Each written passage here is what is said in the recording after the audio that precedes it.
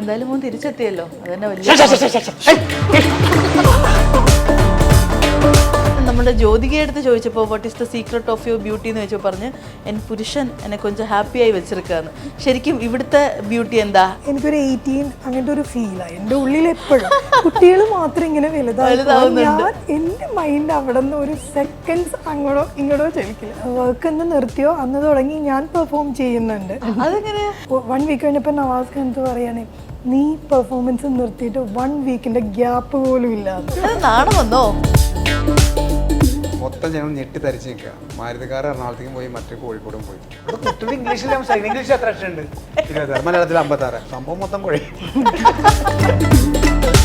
ഞാൻ അതിലൊന്നും കാണാറില്ല. ഫോൺ എനിക്ക് ഇഷ്ടമല്ലാത്തൊരു തിയേറ്ററിൽ മാത്രം. ഞാൻ കരയണ സീനിലൊക്കെ ഡയറക്ടറിന് കരയുകയും ചെയ്യും.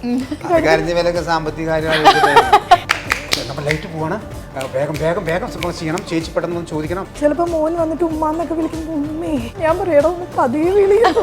നമ്മളെ പരിചയമുള്ളവർ കണ്ടേ നമസ്കാരം കൊടുക്കര തിരിച്ചു പറയാറുണ്ടോ? അപ്പോ നമുക്ക് ഇപ്പൊ ഇന്ന് വരെ, നാളത്തെ അറിയില്ല, ഇന്ന് വരെ സമാധാനമായിട്ട് കിടന്നുറങ്ങാൻ പറ്റിയിട്ടുണ്ട്. നിന്നെ ഓർത്തിട്ടാ പാടിയത്. അപ്പൊ ഞാനിത് നിനക്ക് എനിക്ക് എന്റെ കാലശേഷം നിനക്കിത് ഓർത്തിരിക്കാന്ന് പറഞ്ഞു. എന്തൊരു വിധി ഇത്. ആക്ഷൻ വളരെ അപ്പൊ